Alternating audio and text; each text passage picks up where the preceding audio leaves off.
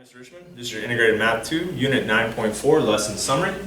Continuing on with circles. At this point now in the chapter, we're going to concentrate on theorems that exist in the interior of the circle, and with chords particularly.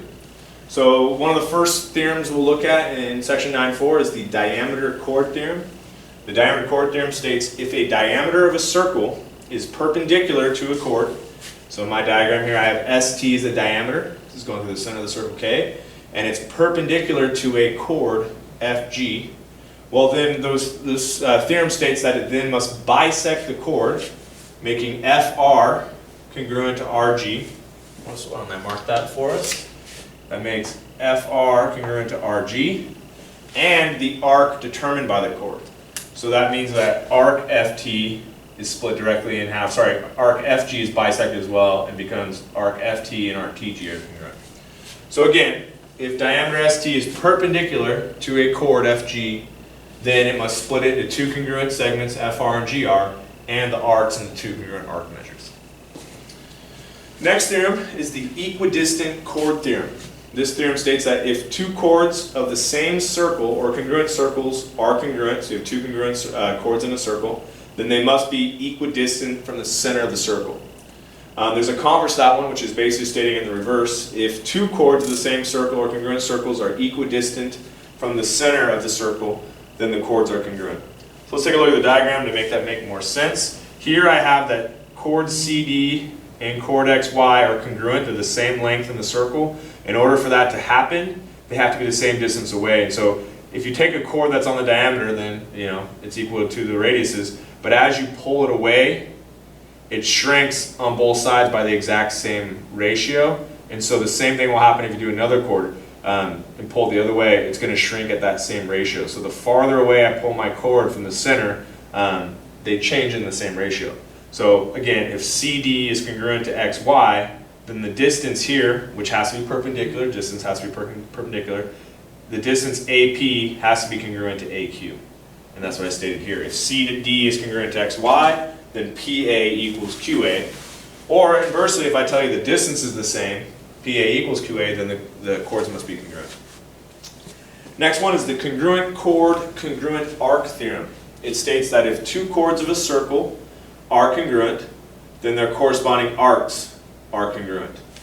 And the converse of that would be if two arcs of a circle are congruent, then their corresponding chords are congruent. So if you draw two random chords here in a circle, you make sure they're the same length, they're congruent, well then the arcs that they form are also congruent. So JK has to be congruent to RQ and vice versa. If you have two arcs are congruent to each other, then the chords that they make must be congruent to each other. So you can work that forward and back. Okay, and our last set of chord theorems is the segment chord theorem. In order to understand that, we have to know what a segment of a chord is. The segment of a chord is the segments formed on a chord. So if you have two chords intersect, it's the chords formed by those intersecting chords. So here I have WV.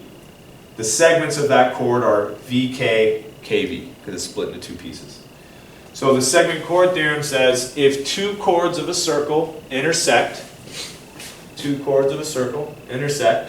then the product of the lengths of the segments of one chord is equal to the product of the lengths of the segments in the second chord. And product, of course, means to multiply. So, put it a little easier, I have chord LM intersecting chord VW. Well, then whatever LK is times KM, the product of that, has to equal VK times KW. And that's pretty much it. So probably not going to see a lot of proofs in regards to these, but you will see a lot of problems where you got to solve for missing segment lengths, etc., using these theorems. And it's not likely they're going to state the theorem, so you really got to practice with these a little bit, make sure you memorize them. Even if it's not by name, as long as you know the properties here, you'll probably be okay. So let's take a look at a couple examples. I just made some kind of quick, easy ones here. So example 1, I have a diameter and a chord, and they're perpendicular. So that goes to my diameter chord theorem, which states if the diameter must bisect that chord and make congruent arcs. So that lets me know that YZ here has to be congruent to XZ. The diameter is splitting into two congruent parts. And if they tell me that YZ is 6, And they asked me to find xz. Well, I know those are congruent, so xz has to equal 6. So you can see they're pretty straightforward problems as far as the ease, but if you don't have a clue what the theorem is or what the rules are here, you're going to be in trouble. Example 2, it says if chord AB and CD are both 3 centimeters away from the center, and AB is 5 centimeters, what is CD? Well, I have 2 chords. If they're equidistant from the center, then I'm using the equidistant chord theorem. If they're equidistant, then they have to be the same length. So AB has to be equal to CD. So AB is equal to CD, and AB equals 5, so I know that CD must also equal 5. Okay, and our next one says if the measured angle AOB equals 120 degrees, what is the measured angle DOC? So this one's going to make me kind of work a little bit backwards. I have here chords that are congruent, and I know that when I have congruent chords, that their arcs are congruent. So whatever arc AB is has to equal whatever arc DC is. You can see this arc here has to be equal to this arc here. And both these arcs are made off the central angles. And central angles are equal to their arcs. So I know that arc AB has to be exactly the same as the measure of angle AOB, because it's a central angle. And that arc DC is exactly the same as angle DOC. And if angle AOB is 120, then angle DOC would also have to be 120. So any of these that have converses, you do need to work the theorems out forward and potentially backwards. Okay, let's take a look at one last example. It's going to use our segment chord theorem, which is stating that if you have 2 intersecting chords, then you multiply the smaller segments of the chords together and they should equal each other. So, I have a circle, O, I have 2 intersecting chords, TB and AV, splitting up into segments TK, KB, and AK and KV. And I'm going to label the information that said, well, if TK is 4, and KB is 8, and AK is 5, what is KV? Well, I just set up my ratio here. Segments TK times KB is supposed to equal AK times KV. TK is 4, KB is 8, AK is 5, and I don't know KV, so that's what I'm solving for. It's really a simple equation now. 4 times 8 is 32, times 5 times KV.